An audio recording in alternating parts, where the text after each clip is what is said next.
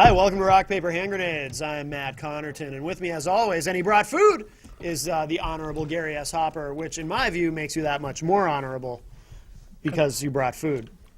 And I love to eat. I think I have a tapeworm. That is a really cool thing you mentioned that, because back in, I guess, the 30s, they actually had a diet pill that was working really, really well. Yeah? Guess what it was? It was a tapeworm? Yeah. Yeah. Well, Isn't you that know, hey, awesome? you gotta do what you gotta do, you know? I mean, that's just awesome. I mean, that's marketing There too. are Yes. some people today who will go and get purposely ingest a tapeworm and have like a 6-week cycle or something like that, and then it'll be set up so the doctor can take it out Yeah. for the diet program. It's Well, it's thinking Why not? outside the yeah, box, you know? Yeah. Oh man, that is hot. I bought these downstairs for the previous show, which is Norm and Friends. Mm-hmm. Norm had one. He almost died. I told him I was trying to get his time slot. Yes. Yeah. Did it kill his tapeworm though? That's the Yeah, issue. so probably kill his Oh, tapeworm yeah. too. You guys want some of that? Oh no, thank thanks. you. No, thank you. Chicken. Hey, I forgot my hand grenade, so instead I get duct tape. I usually have a hand grenade with me. Oh. What are you planning to do with that, Gary, and should I be concerned? Yes, you should. It's duct tape. You can do anything. I with can it. do anything. Duct tape is like almost as good as a hand grenade. Oh, Really, you can do pretty much anything with duct tape. really? Except make a hand grenade. Right, Yeah, right. I don't know. Oh, MacGyver probably could. MacGyver, yeah, MacGyver can make anything. MacGyver? Yeah. MacGyver, I call him. MacGyver? Why do you call him MacGyver? I don't know why. You're I strange. actually lost completely respect for him because one MacGyver show they had. What the heck is this? What was the main friend of his that had the connection between he and the agency? Yeah. I don't know. Okay, I don't remember. So I know long, it's so long ago. But anyway, that guy was in danger of being killed. It was that crucial, you know. Yeah. And so MacGyver beats up these two guys with semi-automatic submachine guns. Mm-hmm. Throws the guns in the woods and grabs a paper clip and starts making something to save his friend. At which point I said, "This guy's a moron." Well, yeah, because that was part of his thing. He never would It was use a gun. it was yeah. actually an anti-gun show. It was deliberately an anti-gun show. Yes. Let's see what's happened at the auto show. You should go to the auto show with $300,000 because it's a new car plane. Really? $300,000 goes 80 miles an hour on land and 100 in the air, and it's street legal. And it's only $300,000. I mean, who doesn't have that sitting around? Well, you know about my account in the Cayman Islands. Yes, yeah, you came, yeah. Well, that big dig money hasn't come in yet for me, so Oh, I'm afraid that, oh. you know, Yeah. one of these days. So if you get $300,000, you can get one of those. Let's see, what else? What are the silly things? Oh yeah, my best buddy Rick Santorum didn't do so great yesterday. No. No, that He wasn't was even not on the good. ballot in D.C. Yeah, I know. We didn't expect that. I didn't expect him to do good in Maryland. It's pretty liberal, but we were hoping for Wisconsin, right? Yeah. I wonder how he'll do in Pennsylvania. He may not even be able to If win he doesn't win in Pennsylvania, he's done. He's done, yeah. Yeah, but he's He has probably, a small lead right now, but Yeah. he that's should gonna be make or he should break. be cleaning his clock in He did Pennsylvania. lose by 17 points in his Senate race in 06. So Yeah, but that was 06 was pretty bad for everybody. yeah, But he's being outspent by Romney like 20-1 in all Oh, these yeah, states. yeah. So it's hard, you know. He's Yeah. He's gone a lot further than most people thought. yeah. Oh, we got to introduce my guest. Should I? I'll let you tell you where you're from. Hal Shurtliff and Leif Parcell are here to talk about Agenda 21. And if you haven't heard about it, you really need to stay tuned and learn about it because it's really important. I know when I was first in politics, I got in politics because I could see a concerted effort to subvert the Constitution and as far as the Second Amendment and some other things. Agenda 21 at that time was still way under the radar, and I had no clue even what it was until, I'd say recently, really. And so that's why they're here. You're going to be talking about this in April. That's right, April 19th at the Manchester Library at Okay. 7 p.m. Okay. The one on Pine Street, I guess that's the main library. Yeah. I'll be doing a PowerPoint presentation discussing Agenda 21, not just discussing it, but what can you do about it. because its influence is felt here in New Hampshire, and probably even in Manchester. Yeah, Maybe yeah. not to the extent that Nashua and Portsmouth and Keene and Wolfboro and probably some other areas. But also there's some legislation that was introduced by Mrs. Cartwright, State Rep Cartwright, to kick an arm of Agenda 21 out of the state. Right, So right. and good things are happening all over the United States as more and more people are becoming alarmed about this. And it's not just this left-right thing, because there's a lot of people on the other side, the left side of the spectrum. There's a group called Democrats Against Agenda 21. So when we reach out, I live in Boston. It's not exactly what you call your Bible Belt region. Sure. And well, this is a right where they reject it if it's not something that's coming from Al Gore Central. I Right. says, well, here's a group that's founded by a feminist lesbian that's against it too. She is actually delightful. I've listened to Yeah, some of her. Rosa Corey, I think. Yeah, if you go on YouTube, it's Rosa what? Corey, I think Korie, but Democrats against Agenda 21. YouTube the video Agenda 21, Rosa Corey. Well, in my opinion, and she does a really good job summarizing a lot of this. I think that if you work hard, you own property, whether you're a liberal or moderate or conservative, you should be able to have some kind of control over what you do with your property. And whether you're liberal or not, they should be just as concerned. And I like to think some liberals love freedom just as much as Yep. conservatives and moderates. And why wouldn't they? But we've got a couple of generations of people that have forgotten or have never learned about the Constitution, and they've been conditioned to accept this United Nations as some kind of wonderful guiding positive force. And so and we point out in my presentations that the grandfather entity is the UN, that this is all stemming from the United Nations. And it doesn't mean that the average person pushing this in the towns and cities, are some kind of one world government advocates. Most of them are not. Most of them are people who, gee, we want to see clean air, we want to see trees, we don't want to see that park bulldozed and put a Walmart there, and I can understand that. I don't like to Right. see it either. Right. But when you have this world entity, the United Nations, promoting this, and it's not just about property rights, it's about all aspects of our culture, our science, our population. We get too many people, according to the UN. We got to do something about that, and our living styles. So I can go into a little bit, just in a nutshell. Agenda 21 came out of the 1992 Rio Conference, where this will be the 20th anniversary in a couple of months. In fact, they'll be going back to Rio. At that conference, there were over 18,000 bureaucrats from all over the world. And one of our writers, William Jasper, who wrote an article that we've been using quite extensively on the So that subject. would be while Bush was still in. Yes, in fact, Bush is the one that signed it. Okay. Signed Agenda 21. So out of this conference, and I mentioned you had all these officials from all over the world, and our writer, William Jasper, said that at this meeting were communist, socialist, globalist, greenies, and diapered swamis. That was his And what was the last- diapered swamis. Diapered swamis. In fact, Bill Jasper would go to the Rome conference a few years later, and there's the same diapered swamis. It's like Rent a Swami. It was a big show. It put on a show for the media. And anyway, at this conclusion of this conference, they came up with 5 or 6 some treaties, like the Biodiversity Treaty, which was Yeah. rejected. Out of the Biodiversity Treaty came the Biodiversity Map. And in our publications, we show you can go do a YouTube search, Google search, and put down biodiversity map, and you will see the map of the United States as envisioned by the Agenda 21 people. Half the United States would be off limits. So Yeah. half of it would go back to what they call pre-Columbian days, before Christopher Columbus came here. Half of it, or a chunk of it, would be highly regulated buffer zones, and then a small segment would be the densely populated cities. This agenda is 100 years. It's not something that's done in an election cycle Sure. or 21 months or 21 years, but it's a process. And when it first came out, we were trying to expose it, and people said, look, you guys are okay, but we don't like the UN either, but this is a little far-fetched. They didn't see it. They See, think it's just a conspiracy theory thing. you know something, it's so, it's pretty. It's so subtle that It's so subtle because I've been traveling. I've been to about, I don't know, since last June, maybe 100 town halls and city halls, many of which belong to an arm of this Agenda 21 called ICLEI, the International Council for Local Environmental Initiative. I've distributed tons and tons of literature and spoken to people, and they'll say, what's ICLEI? What's Agenda 21?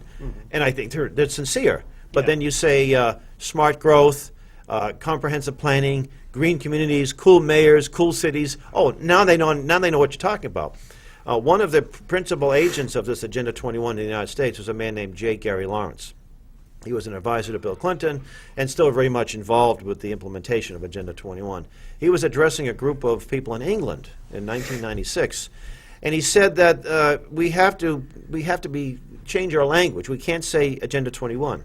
He said because the conspiratorial types that don't like the UN in our country will work to defeat candidates or elected officials. So we have to say something different. Yeah, especially if Smart they were, growth and if they were open about it too, then, Yeah. you know, people would understand. exactly. Let's not forget that by its very definition, it's not a conspiracy if it's true.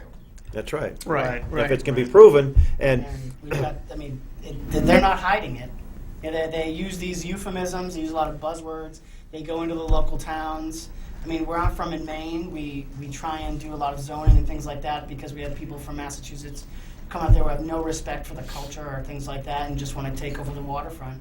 But at the same, so they come in, they say, oh, we're going to zone and we're going to start, you know, we're going to have a central area for commerce and then the rest of it's going to be off limits. But we're going to promote farming and things like that. So they tell people that this is what they're going to end up doing in the town. But in the grand scheme of things, what do they end up doing? They end up, they give you these plans. They say, like in Nashua, they say, well, you're part of ICLEI now, so there's certain things that the people who live in Nashua just can no longer do Such as, with their property, such as like build an addition on their house or build a shed in their backyard, things like that, or do development. or if they do some build them, it's a lot more Yeah. expensive. They have, ICLEI is the International Council of Local Environmental Initiatives. Was it Local Governments for Sustainability? Is the little, they added that on there. Yeah.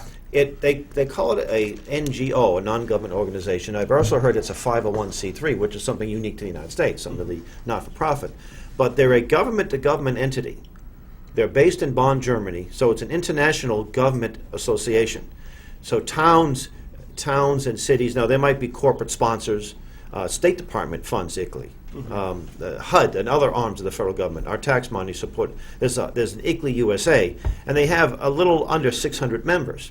To me, it's a violation of the Constitution when a town or a city or a county joins an international organization. The Constitution doesn't like when states confederate. Article 1, Section 10. And that means that the state of New Hampshire can't join the European Union or the Organization of African States or the Pan-Asian whatever. Right. Because you belong to the United States. Yeah. So if New Hampshire can't confederate, neither can its political subdivisions called towns, cities, and counties. Makes What have sense, you. yeah. So when these four areas formally joined in New Hampshire, Nashua, Portsmouth, Keene, and Wolfboro, yep. what they said it was they joined with membership. Here's the membership dues. Then they must have a way of prorating it. I'm not sure how that's done. Nashua, I think, pays about $850, and it took us about 5 months to get that information out, thanks to the union leader calling up and getting information. They would not give it to anybody who asked. They would say, "We don't know what that is. ICLEI, we don't know what ICLEI is." Really? So ICLEI will. So even if you tried the freedom of right to know and stuff Well, like that, you could probably, what you would hope that some of the reporters who do investigative journalism would find out. where are they? Where are they? Yeah, that's Yeah, right. Where and are what, they? what Yeah. is that? This journalism you Yeah, speak yeah. of? Well, people got tired of having all the left-wing newspapers, so they stopped subscribing. So Yeah, all these pretty They've journalists- lost half their. A lot of these newspapers have lost half. Well, pretty much across the board. You have Yeah, to subscription newspapers are base. suffering in So, general, yeah. but anyway, now ICLEI doesn't come and say, now you must do what we do or we're going to roll over, we'll bring our UN tanks. It doesn't work that way. Right. You've got people in Nashua and people in these areas that embrace this worldview. They love it. They think we have too many people. They think that our lifestyles are too bad, except for their lifestyles are too Right, high. of course. And we must do this. So they're committed because they've been convinced of this in their education. It's also a natural tendency. If you look even 30 or 40 years ago, somebody, and I saw this happen in Ware when I first moved up there about 6 years ago, there would be people that moved in, and they said, oh, this is great, we can afford a nice place and everything Yeah. else. Then they want a zone so nobody else can build near That's them. right. That's Yeah. right. It's like, I've got mine, And the enticing thing is, they come into an area and they'll have these sort of packaged from their software. This is the zoning plans you should adopt. And they'll go to you and say, look, you have 10 acres, you have a nice view of the hill or the river or the ocean, and why don't you buy into this rezoning? This all your area will be conservation, but don't worry, we'll grandfather it in. It won't affect you, and you'll be all set. So you buy into it. Right. Because you don't want to see a Walmart across the street block your view of the mountain, you know, Right, so that right. makes sense, right? And then you want to build on it. Or maybe mother-in-law moves in. Or maybe you want to start raising something other than grass. Maybe you want to put some crops there. And they'll tell you, look, you agreed to this conservation easement, and you can't do this. And if you're a farmer struggling, and they find a vernal pool, and what's a vernal pool? Whatever the environmentalists say it is. It could be a dry patch of land on a hill if they determine that, right? We had Representative Baldessaro was in here, and he got really involved in politics when they basically rerouted water. I forget exactly how. Remember this?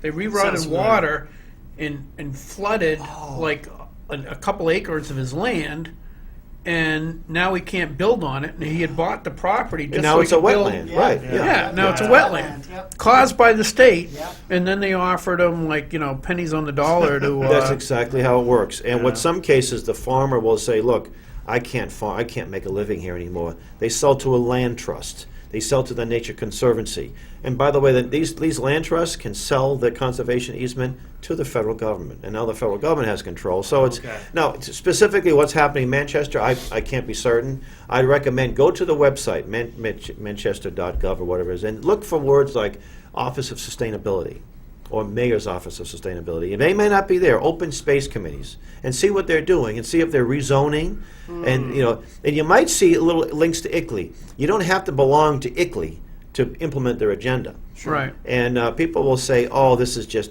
like I say, a conspiracy. You go to the ICLEI website, and one of their mission statements is to connect local towns and cities to the United Nations. And that begs the question, why in the world would you want to connect local cities and towns Right. to the United Nations? I thought they had a mission to keep world peace, so no nations not. Why are they worrying about Nashua? Why are they worried about living patterns of Nashua? Right. So, and they are. One of the things too, when you join ICLEI, the zoning laws will change. And again, this is all voluntary. This is all done by your selectmen. Yeah. I'll give you a sort of a microcosm of an environmentalocracy, to coin a new term. Dedham, Massachusetts. Now, I live in West Roxbury section of Boston. Dedham abuts West Roxbury, and Dedham is an old town. Goes back to the 1600s. The oldest canal was dug. Say that again? The oldest canal in the country was dug. Oldest, okay, From yeah. Charles River to the Neponset River Yeah. to generate electricity, not for barges, but to generate power. Right. They joined ICLEI, and what happened was we tried to get information. These selectmen, we don't know what this is, don't know anything about this. The ones that voted it in, have never heard of it, and Right. I'm sure they do. A lot. Oh, you're a legislator. How many bills? Here's a 100-page bill. Who has time to read everything? But the party says, look, we're going to support this. So, okay, you trust the party. Yeah. They're going to go for it. Somebody knows what they're doing. Well, the town of Dedham hired a conservation officer, environmental officer, a lady who was in her early 30s, environmental degree, so she's all like an Al Gore grad, and she's saving the world, one little town at a time. And every little town she's in, it becomes an environmentalist, environmentalocracy. Yeah.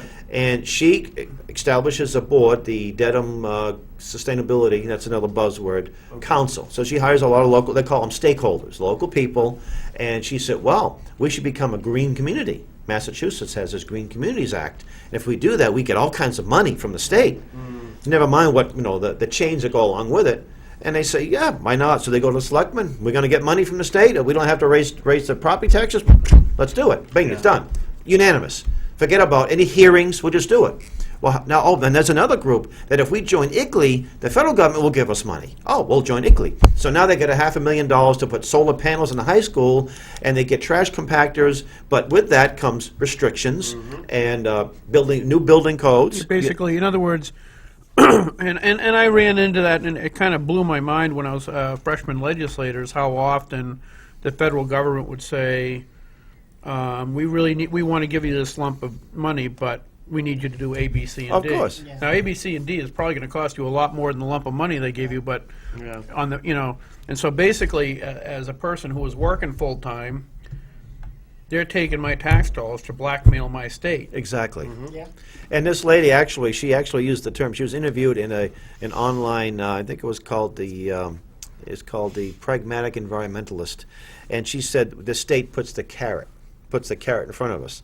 Well, let's look at the honesty of this. You write a grant request to the federal government to get $500,000 to build solar panels. And one high school in one town, a small town in the country. Every single high school in the world should have that same right. You see? Well, who has to pay for those taxpayers in Montana pay for solar panels made in most likely communist China to be put in the Dedham High School, right? And how you want to buy your own solar panels, raise the money, tell the people of Dedham, look, we want to put solar panels. It's going to cost $1 million to install them and to maintain them. And of course, they're not going to work that often because we don't get a whole lot of sun, but we'll feel good about it. Right. And meanwhile, we're going to raise your taxes 25%. And they're only good for 10 years. They're good for 10 years, and they're not. A kilowatt. You Yeah. get a kilowatt of electricity out of Yeah, this. so they feel, well, yeah, it takes 20 years to be able to pay for itself. Right. You know, And they're dead after 10. and they're dead after 10. So there's no way the townspeople of Dedham would go for it. But if it's just some general grant that no one knows the accountability, and if you're a contractor installing these things, oh, you're going to be as green as possible Oh, yeah. because they're getting the jobs, and we're in a recession. Now, I had a chance to speak to the Bradford County Builders Association. This is in Pennsylvania, back with a friend of mine he's a town manager, a town conservation officer, very much against what's going in Ware, Massachusetts, not Ware, New Hampshire, but Ware, Yeah, yeah, yeah. Massachusetts. And one of the guys who was a top guy with the Pennsylvania Builders told me that in '07 they had 13,000 members around the Pennsylvania Builders. They're down to 6,500. And I said, a lot of these companies are jumping on the bandwagon, the green bandwagon. Instead of fighting this agenda, they're going along with it. And what's happening is they're going out. Now, if you're Wait, if they join the green agenda, they're Well, losing? no, a lot of them are jumping on board. We're Right. green. Hire us because we're green. We're going green, you see. Contracting companies. Walmart is green. Walmart's sustainable, right? Right. They're just jumping on bandwagons. Yeah. But because of we in a free market society, we want to expand building, not contract it, right? Right. So that's what's happening is that there's less building because it's much more expensive.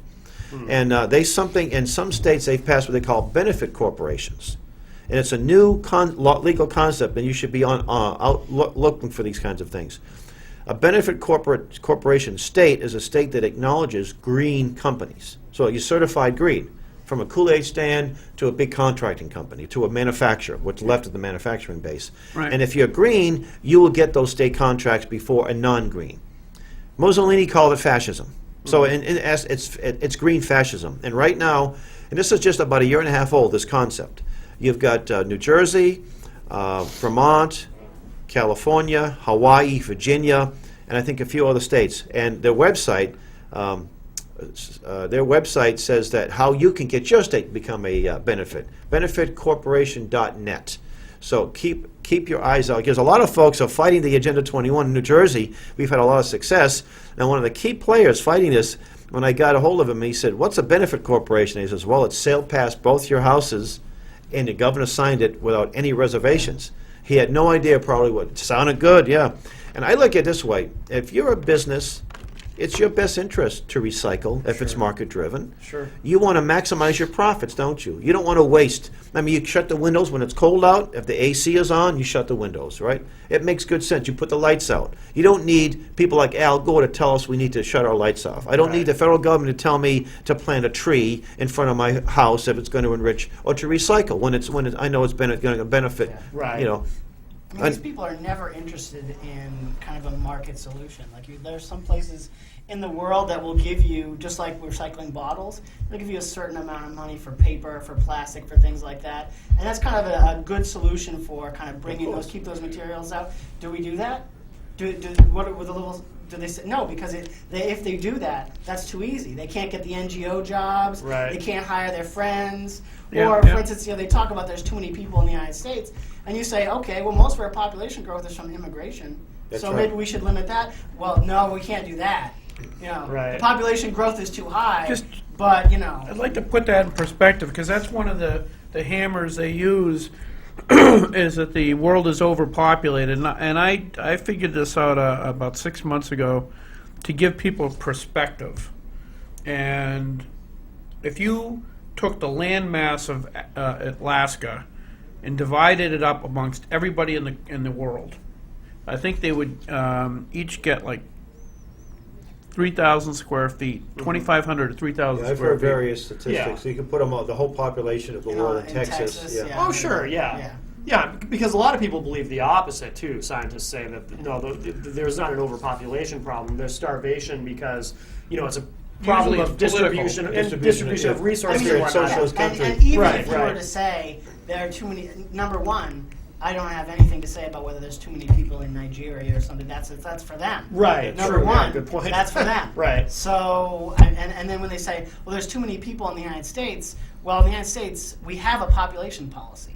That population policy is high levels of immigration, which, so if they cared about, like in the 70s, the early environmental movement, one of their big things like Sierra Club and those organizations were all about what was called population stabilization. Really? Because they said that the land mass of the United States can support 200 to 250 million people. And that was about the level that we're at. And actually, the population as it existed at that time had about leveled out. We'll live it Yeah. up. Had about 72 leveled or out. 73. Because people had decided on their own. Right. We want to have kids, but we don't need to have 6 kids. We don't live in the farm anymore. And maybe Right. I do care about the local environment things. I'm making that choice. Right. Right. Right. But now, so we've got a population policy that brings in 1 million legal immigrants every year. Millions plus- illegal. Plus millions illegal. That's Right. a population policy. So then our population expands, and instead of saying, well, and I don't want to get off on immigration, but just to get back to the point, instead of saying, well, we've got to do something about this expanding population, so I'm going to hire all my friends to the NGOs, we're going to do a study, we're going to talk about zoning, we're going to get people into the center of towns, and we're going to zone all the farms so that those can never be used for houses again. Why don't you just say, how about we just have the immigration policy we had from the 20s to the 60s? About 100 to 200,000 people, refugees, people who really need it, Right. high skilled, and we say, you know what, our population doesn't need to be 500 million people. I think the other thing too about population growth is if you look at, I think a good example is France. The immigration problem they have is with the people from Muslim countries. Algeria Yeah. especially. Yeah. Well, Algeria used to be part of metropolitan France. Yeah. Right, and so they get all the Muslim population who are, one of the problems I think is they're isolated, so they're not integrating into Yeah. the French, Assimilating. assimilating into the French communities. And I forget the number, by about 2025, they will actually overpopulate Yeah. because they Really? will actually, there'll be more of them than the actual original French. Well, Yeah. the French have Wow. a declining So- birth rate, Well, that's and gonna the happen Muslims in- have yeah. about, 5 or 6 Yeah. per family. Yeah, so they're- just do So, the geometry. as you said, Yeah, it's a dual yeah. problem. It's a problem of increasing population, and it's also a problem of, we would call it Americanization here, which is something that they don't have any experience with, but we don't do that either. But basically, yeah. Right. by the year 2025, Yeah. if my number, I might have that number wrong, but in effect, you will have a nuclear Muslim country, whether we like it or not. Yeah, and it's not just France. When you put it that way, it sounds not good.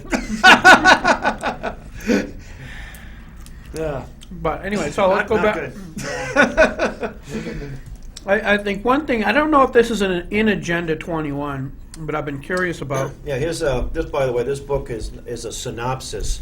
Agenda 21 is a 1,000+ page document, about 40 chapters that came out Like of the Rio healthcare. conference.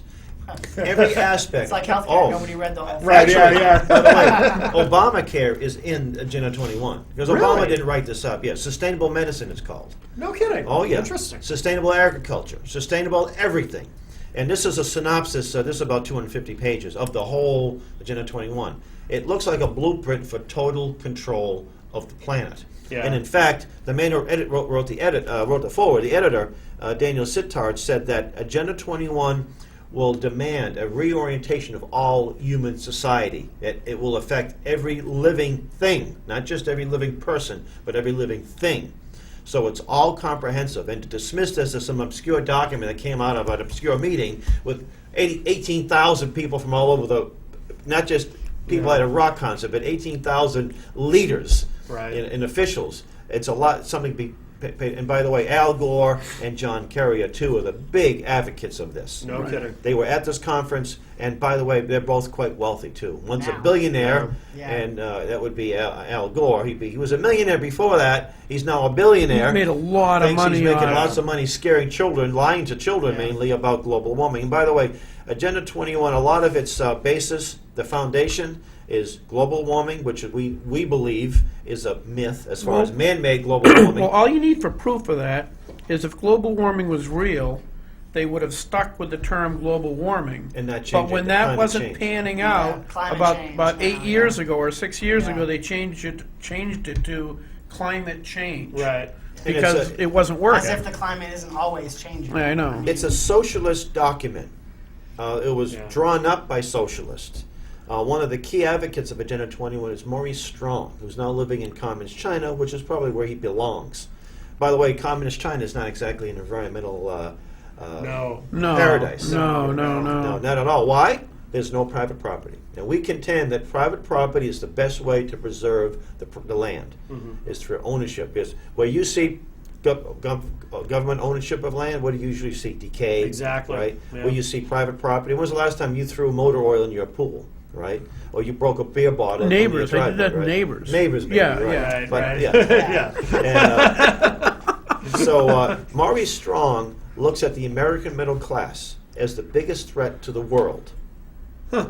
He said that. Really? I mean, this isn't like he said this at this Rio conference, and he was widely applauded, mainly by Americans, What was his reason? Like, what, because of our consumption patterns. We Okay. live in single-family homes. We like to eat red meat, and we drive cars.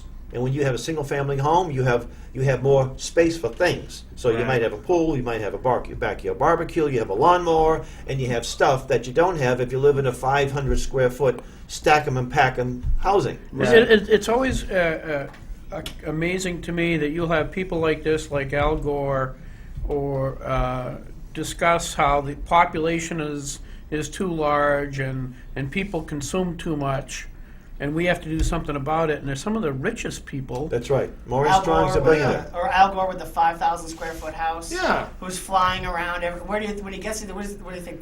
Does the plane fly on fairy dust? He flies flies, on diesel yeah. fuel, baby. Right, He right. flies, Yeah. he flies Oh, yeah. on his own chartered plane. He course. stays in the 5-star hotels, Yeah. and he takes a limousine. He doesn't ride a little bicycle. No, But you no. see, these folks are the elitists. Mm-hmm.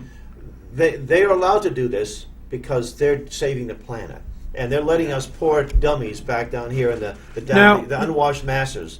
See, they're the ones that we're the problem, not these folks. Can I get into a little bit? And maybe this is a conspiracy, but it would correlate to what you just said. Is that if you've looked a lot of history and things that I see, I don't go by what people tell me. I go by what their effects are. Okay, because then you can look past the bull and Figure out what the real intention what was. the intention was, and one of the effects in the last 10 years is the stock market crash. That cleaned out a lot of middle class people's 401ks. That's right. And then when they were done with that, they cleaned out the housing market, which is where most of the money that they had left was stored in. Yeah.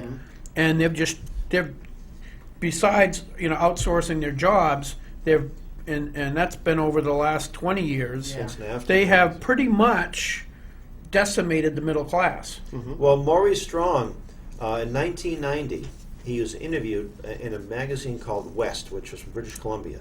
A man named David Wood spent a day or two with him, driving around probably his limousine, and he's sort of talking off the cuff, and he's saying that he's writing a novel, and the novel is about deliberately destroying the economies of the world. In order to save the planet, we have to destroy the economies, have a catastrophic crash. And then he said, "Oh, but I shouldn't be saying these things." He's kind of laughing about it. And this reporter probably swallowed his tongue because he's saying this guy could do it. This guy was the head of the World Economic Forum. Yeah. He's a guy that could do something like this. Or at So what you're saying- least would have connections enough to know what was going on and what the intentions So were. what you're looking at, not an automatic overnight, but a gradual grinding down, which is more effective. If you did it overnight, people catch on. Right, But yeah. you do it gradually. Yeah. We're now accepting a certain. Look at Manchester.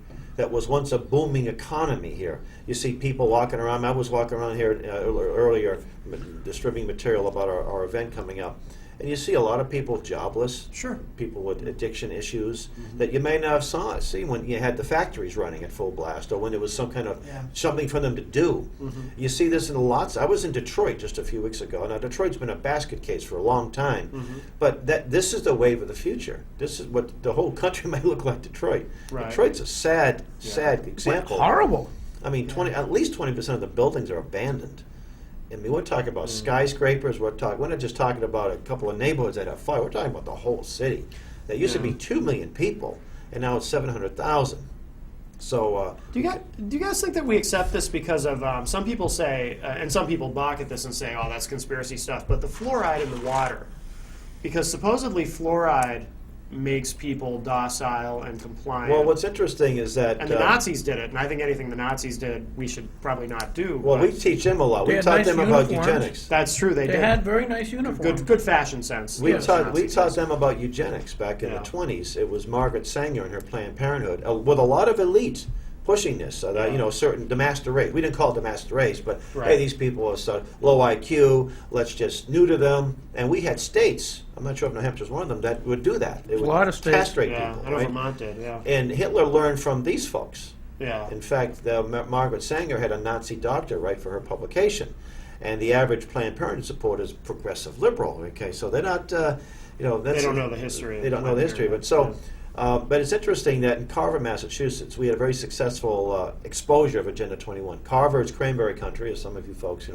may not Oh know. yeah. Okay. And they They have that night thing where isn't that? The Yes, same that's place? right. Yeah, the King Arthur's the Fair. important yeah. thing, the Yeah, King Arthur's yeah. Fair. And they have Edaville Railroad, which is a great place. My ancestors pioneered Carver.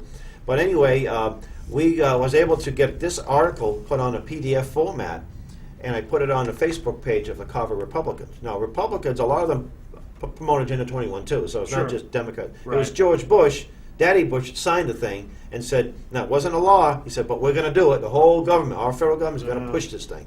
And then, of course, Yeah, this that was- people should understand that. The Agenda 21 was accepted by George Bush and forwarded and furthered by Bill Clinton. Clinton and then George W. and then Obama. And it was never a bill that went before Congress, debated, and went to the Senate, was accepted, and went to the president for signing.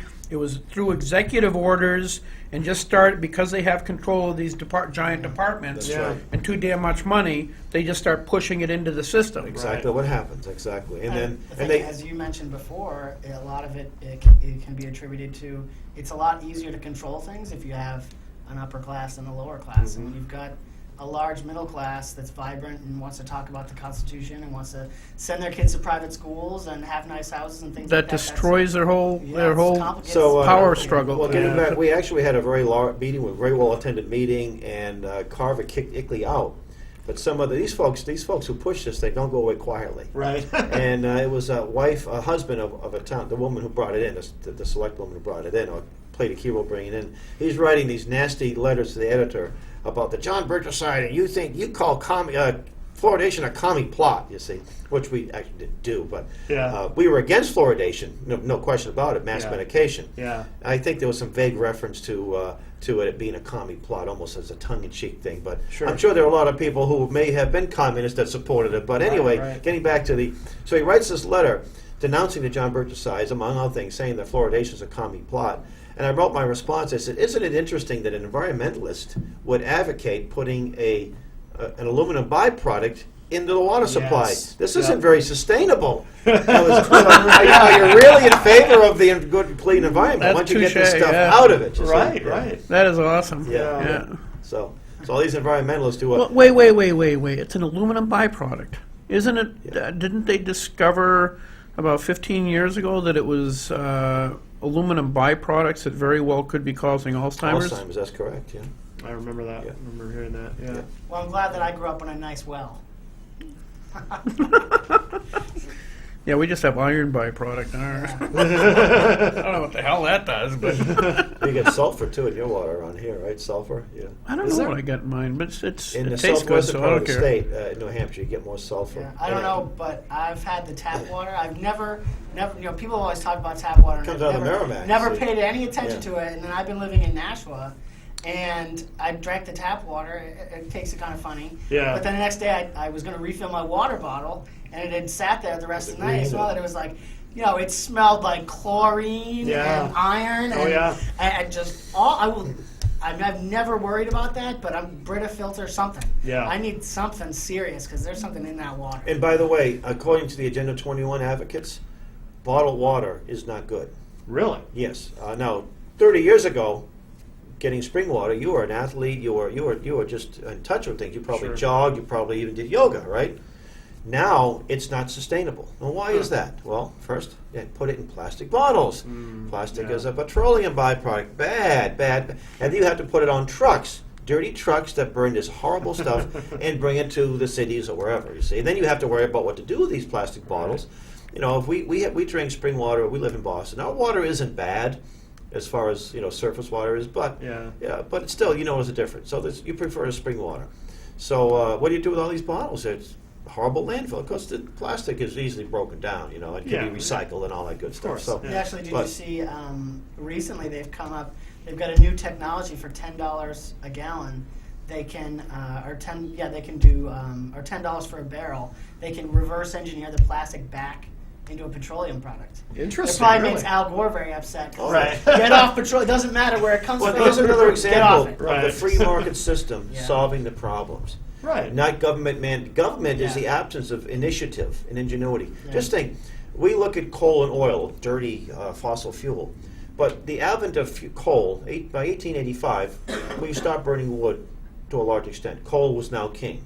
And then oil became king because oil wasn't it was for lanterns. It was Yeah.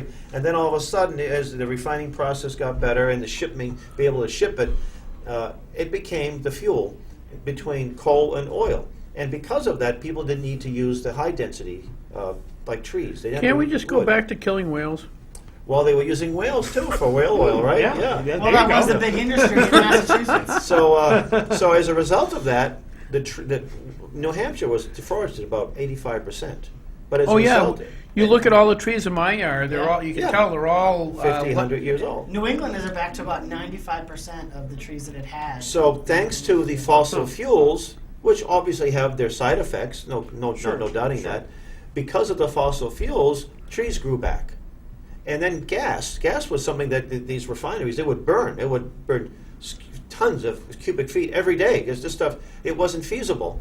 And then the pipelines would break. That someone invented the seamless pipes by the 1920s and early 30s. All of a sudden, gas was very feasible. It's cheap and it burns very cleanly. Yeah. But what happened was the coal lobbyist went to Congress and said, restrict the use of gas. Right. So for 35, 40 years, where this cheap gas was available, what could have been available was unavailable because of government. Right. Yeah. So if you look at pollution, government had a lot to do with it. Regulations. So now they want you to have solar panels and windmills, right? A wind turbine, a typical 40-story, 30-story, is about $1.5 million, and that doesn't include the concrete that goes into it, the transmission lines. You tried to build a bike path up the top of a mountain, and watch the environmentalists go after you, and maybe they should. But we're going to put a windmill up there. We're going to put 50 windmills all over this mountaintop. Oh, that's good. Right, And the right, windmills are about maybe 20% work, 20% of the time. And you can't rely on wind energy, as we know. The wind today Right. was pretty Yeah. windy. Right. Oh, they'd be going great. You have to burn the energy as it's being produced. Yeah, Right. yeah. So you can't store it. So late at night, when the demand goes down after midnight or whenever it is, they shut the windmills off because you have nowhere to store it. And when you need the energy and there's no wind blowing, you have to have gas turbines Yeah. to give the energy. Subsidize it. Yeah. Well, I mean, another thing is they never take into consideration, or they're very rarely taken into consideration, the materials that need to be used to make those things. We've been talking about solar panels, a lot of rare earth materials That's that right. have been used. That's right. But one of the big things is like the Prius and all these hybrid vehicles. And I mean, I like that people are interested in having better gas mileage and things like that. But they never take into account, when they get these people from San Francisco are like, well, I drive a hybrid.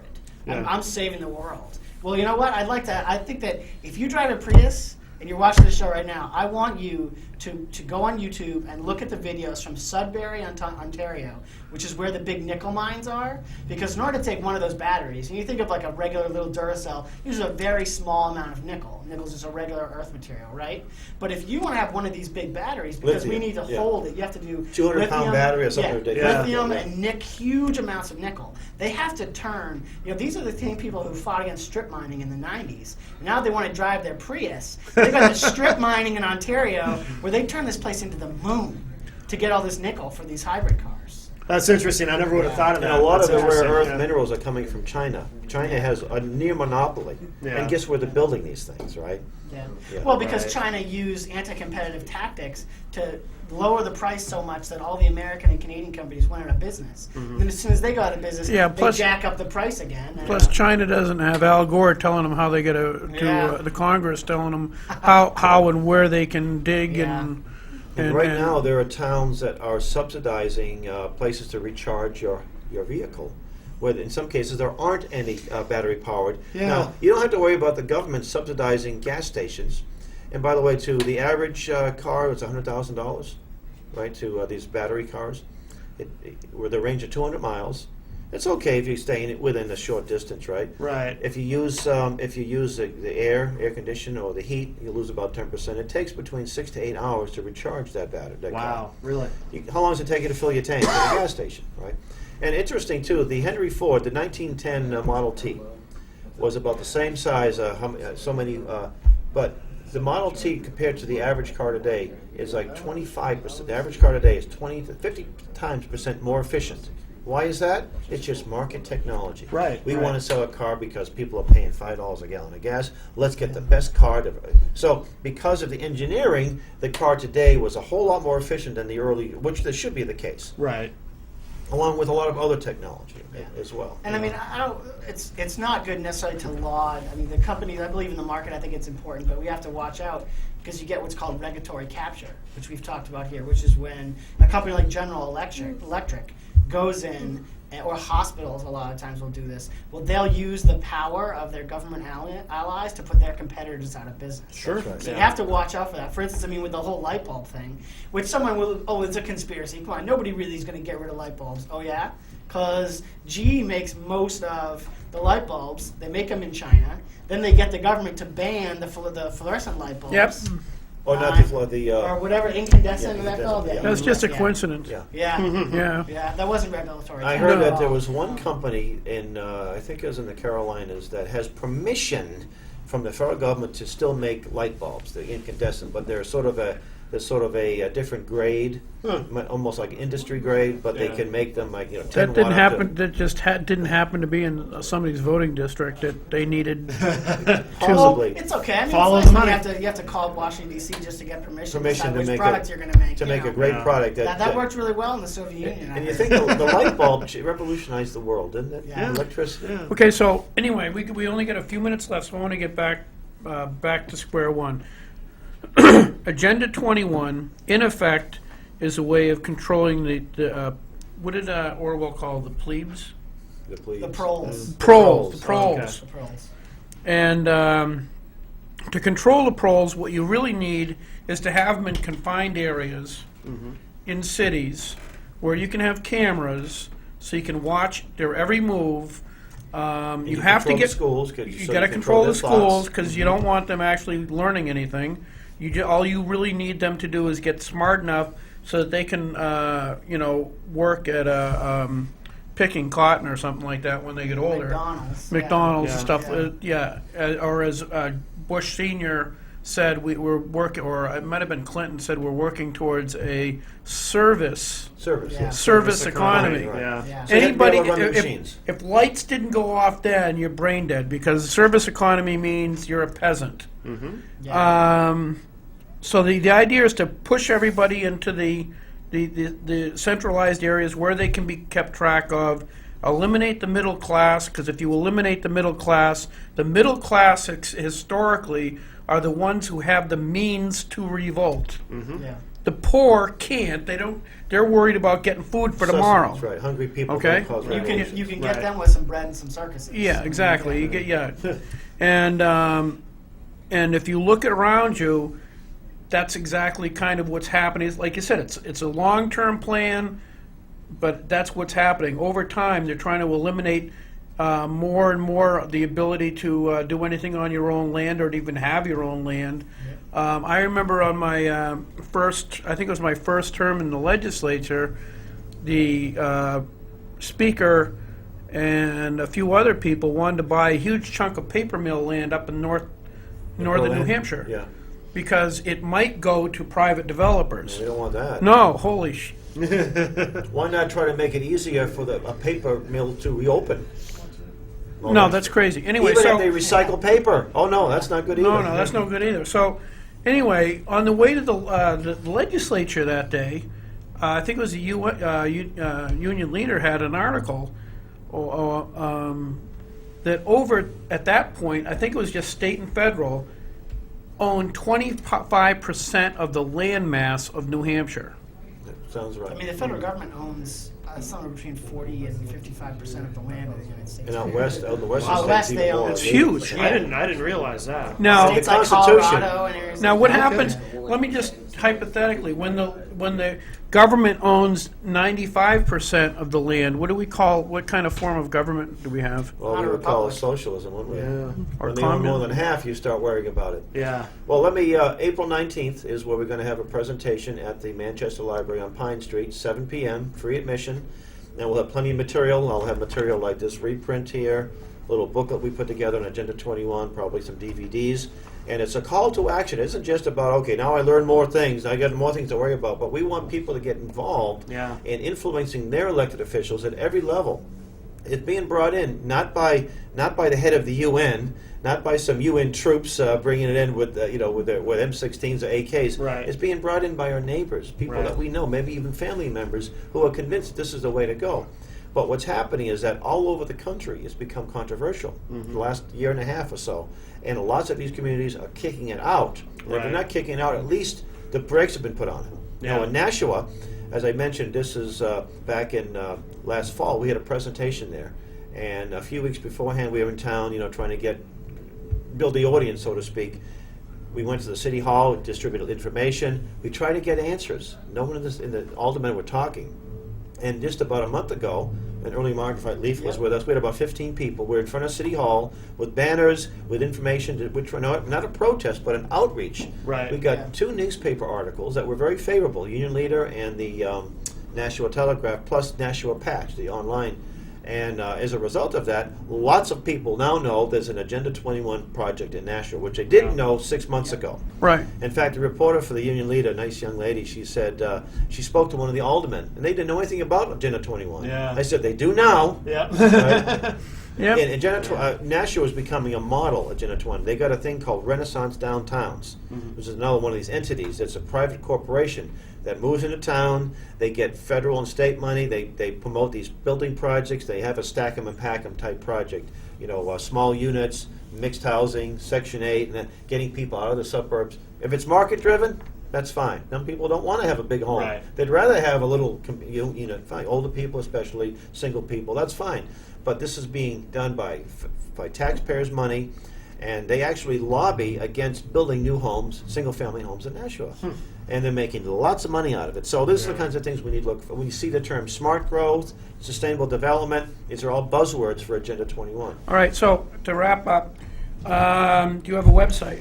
JBS.org, which you can find information on this. Facebook, Greater Boston Friends of the John Birch Society. Can you add that on the rock paper hand grenades? You were linked to that this morning. Can you Yes. add that link to that? Oh, sure, I'd be happy to, Okay, on great, Facebook. Yeah, Oh, I'd be yeah. happy to, yeah. Yeah. Okay. All right, gentlemen. Thank you very much. Thank you. This is Yeah, very thank you. informative. I almost learned something, Good. Good for you. which is Gary. really good for me. You That know is good. that, man. I mean, That's why we do the show. I know, just to educate me. Yes. Yes. You're doing so good. What the heck what we got next week? Do you remember? Oh, I don't know. Oh yeah, that's I have no idea. who the heck do we got coming next week? Oh, super cool. Yeah. The person that founded this show, Cheryl Mayer, one of her friends does a beauty contest, and she's having a beauty contest in Boston. Well, that means I won't be here. I won't be in the show. It's this Saturday and Sunday, and she's asked it's kind of funny because she's asked me to be a judge on Saturday, Tough duty. Yeah, that's hard. but I'm half blind and I just think it's kind of comical. So, Great. so obviously, I'm gonna have to. Anyway, You'll have to judge somehow. Yes. I have to judge somehow. Yes. It's only right. You'll do what you have to do. I You will have to do- do a patriotic duty to judge. Exactly. I mean, Exactly. we're busy fighting this stuff. We need some positive things going on here. Yeah, We got absolutely. Things to look forward to. That's right. Exactly. Thank you very much, folks. We'll Thank see you you. next week. Thanks, everybody.